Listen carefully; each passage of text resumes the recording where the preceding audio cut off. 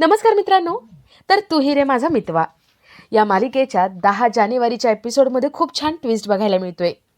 आणि ट्विस्ट असा आहे की अर्णव रागवलेला आहे. अर्णवचा राग काही जात नाहीये. ईश्वरी खूप प्रयत्न करते. ईश्वरीने आता मनावर घेतलंय की आता काहीही करून अर्णवचा राग घालवायचा. अंजलीने ईश्वरीला काल जे सांगितलं होतं की अर्णवचा राग पटकन जात नाही आणि आपण काहीही सांगायला गेलो तर त्याचा गैरसमज तो करून घेतो. त्यासाठी त्याच्या पद्धतीने आपण बोलायचं. आपण असं वेगळं काहीतरी करायचं की ज्यामुळे अर्णवचा राग पण जाईल आणि त्याला आपली चूक पण कळेल. ईश्वरी तसंच करायचं ठरवते. घरात कुणीही नसताना ईश्वरी अर्णवला नाश्त्यासाठी आणून देते. ईश्वरीने छान छोले भटुरे केलेले असतात. अर्णव भटुऱ्याला हात लावतो आणि त्याचा हात भासतो. ईश्वरी त्याची वाफ काढते आणि अर्णवला म्हणते, वाफ असो किंवा राग, आतल्यात कोंडून ठेवलं की त्याचे चटके हे बसतातच सर. अर्णवला ती प्रेमाने खाऊ घालते. अर्णव काही न बोलता तिथून निघून जातो. ईश्वरी इथे म्हणते, सर, भूतकाळातलं सत्य नेमकं काय आहे ते मी सगळं शोधून काढणारच. आणि त्यासोबत तुमचा गैरसमज, राग हे सुद्धा मी घालवणार. तुमचा विश्वास पुन्हा जिंकणार. ईश्वरी आता फुल कॉन्फिडन्समध्ये असते. तिला माहिती असतं की आता आपण हे करून दाखवायचंच. आपण अर्णवचा राग घालवायचा आणि त्याचं प्रेम परत जिंकायचंच. आपण काही चूक केली नाही आहे, माझ्या आईने काही चूक केली नाही हे दाखवून द्यायचं. आता ईश्वरी हे कसं सिद्ध करते, पुरावे कसे गोळा करते हे बघण्यासारखं असेल. तर या सगळ्याची सुरुवात कशी होते ते थोडक्यात पाहू. तर मालिकेत आपल्याला असं बघायला मिळतंय की ईश्वरीची आई वरून बॅग काढत असते आणि तेवढ्यात तिथे नम्रता आणि आकाश येतात. नम्रता विचारते, आई बॅग काढायची का? काय त्याच्यामध्ये, मी मदत करू का? आई म्हणते, नाही ग, काही नाही आहे, एवढं महत्त्वाचं नाही आहे. झालं का काम तुमचं? नम्रता म्हणते, हो आई, काम झाले. आकाश सरांनी खूप मदत केली. आकाश म्हणतो, बाबा, पुढच्या आठवड्यात तुमची अपॉइंटमेंट आहे.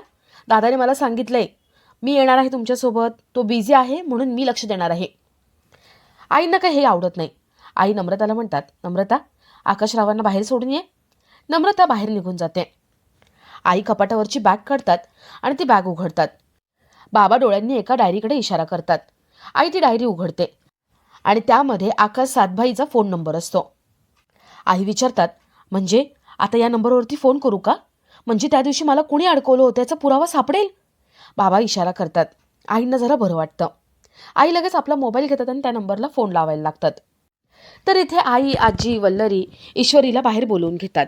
ईश्वरी समोर जगाचा मॅप ठेवतात. ईश्वरी विचारते, हे काय आहे? अंजली म्हणते, ईश्वरी, डोळे बंद करायचे आणि एका ठिकाणी बोट ठेवायचं. ईश्वरी विचारते, पण का, कशासाठी? आजी म्हणतात, हा खेळ आहे असं समज. डोळे बंद कर आणि बोट ठेव.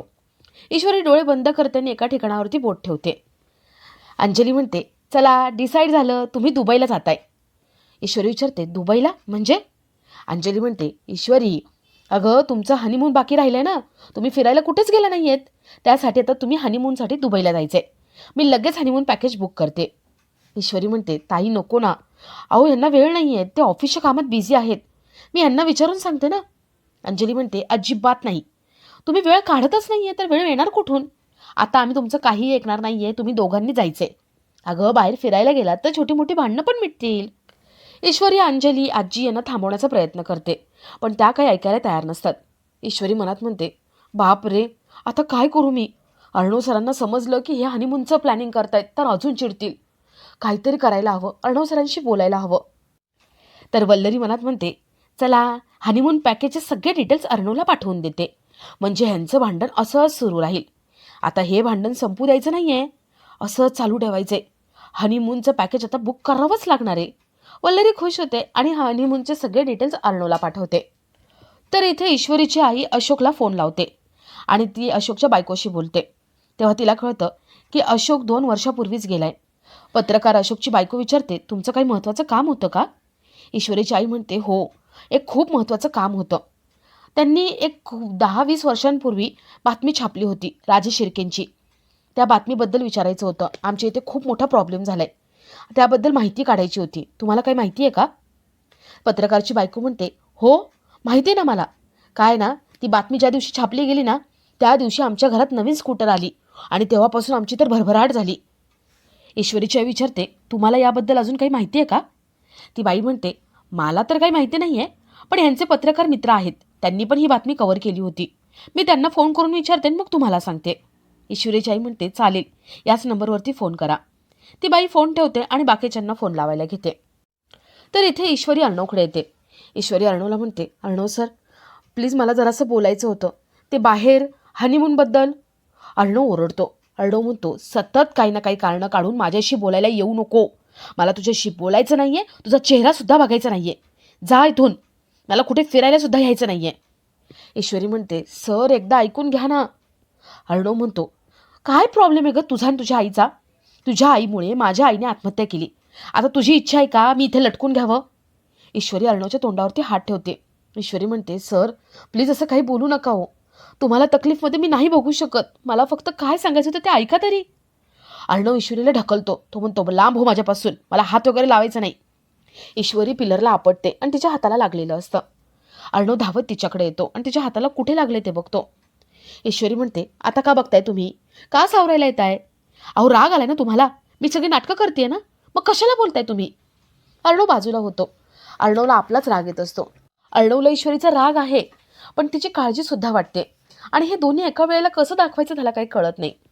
ईश्वरी मनात म्हणते, अर्णव सर बस झाला ना हा बोला, आता मला नाही सहन होते हे सगळं. ईश्वरी तिथून निघून जाते. तर इथे राकेश ईश्वरी अर्णव यांच्या रूममध्ये जातो. वल्लरी मनात म्हणते, चला जावई बापू त्या दोघांच्या खोलीत गेलेत, आता काहीही करून त्या बळजबरीच्या सुनबाईला थांबवायला हवं. जावई बापूंचं काम झालं की मग तिला सोडते. वल्लरी ईश्वरीची वाट बघते. ईश्वरी तिथे येते. वल्लरी म्हणते, ए ईश्वरी चल ना माझ्याबरोबर रूममध्ये. अगं हनीमून पॅकेज मी बघून ठेवलेत, ते तुला दाखवायचेत, काही वस्तू पण द्यायचे आहेत. ईश्वरीला डाऊट येतो. नेहमी अशी बळजबरीची सुनबाई म्हणणारी ही बाई आज मला अशी कशी काय चांगलं बोलते? ईश्वरी म्हणते, नकोय मला काही. वल्लरी म्हणते, नाही गं, अगं आता सगळ्यांची इच्छा आहे ना तुम्ही जायचं, तिकीटे पण बुक करायची. चल तू, मला तुला वस्तू द्यायची आहेत, हनीमूनचं पॅकेज पण दाखवायचे, चल. वल्लरी ईश्वरीला खेचत आपल्या रूममध्ये घेऊन जाते. तर इथे अर्णव वरती जात असतो आणि तेवढ्यात त्याला ऑफिसमधून फोन येतो. अर्णव फोनवर बोलत असतो आणि राकेश अर्णवच्या रूममधून बाहेर पडतो. तो अर्णवकडे येतो. राकेश अर्णवला राग येईल असं मुद्दाम काही काही बोलतो. अर्णव अजून भडकतो आणि रूममध्ये निघून जातो. तर इथे वल्लरी ईश्वरीला रूममध्ये घेऊन येते आणि तिला दागिने देते. तिच्यासाठी हनीमून पॅकेज कुठलं केलं आहे तिने बुक ते दाखवते आणि ईश्वरीला म्हणते, ईश्वरी मस्त ड्रेस पण ऑर्डर करते. ईश्वरीला डाऊट येतो की ही बाई अशी का वागतीये. ईश्वरीला काही कळत नसतं. आणि तेवढ्यात तिथे आकाश येतो. आकाश ईश्वरीला सांगतो की ईश्वरी मी तुझ्या घरी जाऊन आलो. अगं ते क्लाउड किचनचं एक काम होतं ना, ते करून आलो आणि बाबांची अपॉइंटमेंटसुद्धा घेतली आहे. अर्णव दादाने मला सांगितलं होतं. ईश्वरी मनात म्हणते, अर्णव सरांना एवढा राग आला माझ्या घरच्यांचा, पण तरी किती काळजी घेत आहेत. अर्णव सर अहो राग सोडा आता. तर इथे वल्लरीला मेसेज येतो की काम झाले. वल्लरी खुश होते आणि बाहेर निघून जाते. तर थोड्या वेळाने अर्णव रूममध्ये येतो. रूम सजवलेली तो बघतो. पूर्ण रूम डेकोरेट केली आहे, फुगे ठेवलेले आहेत आणि अर्णव ईश्वरी यांचा फोटो, आम्ही आई बाबा होणार आहोत आणि लहान बाळांचे लहान मुलांचे सगळीकडे फोटो लावलेले. अर्णव खूप चिडतो. ते सगळं डेकोरेशन काढून टाकतो. त्याला वाटतं की घरातल्यांनी डेकोरेशन केले. अर्णव म्हणतो, बाद झालं, आता मला सगळ्यांशी बोलावंच लागेल. अर्णव खाली जातो. इथे घराबाहेर सगळे चहा घेत असतात. अर्णव तिथे येतो आणि सगळ्यांना ओरडून सांगतो की हा टॉपिक मला नकोय आता. काय सारखं बाळबाळ बाळबाळ लावले. आम्ही या विषयावरती काही बोलत नाहीये म्हणजे तुम्ही जास्त करणार आहे का? हा विषय इथेच थांबवा. घरातले सगळे म्हणतात, नाही रे आम्ही रूम नाही सजवली. अंजली म्हणते, अरे ईश्वरीने सजवली असेल, तिला वाटत असेल आई व्हावं. जरा तिचं मन ओळख आणि जा तिच्याशी बोल.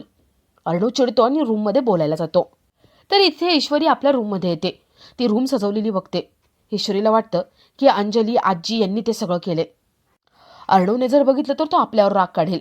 ईश्वरी सगळा पसारा आवरायला घेते आणि तेवढ्यात तिथे अर्णव येतो आणि आपला आजचा हा भाग इथेच संपतो.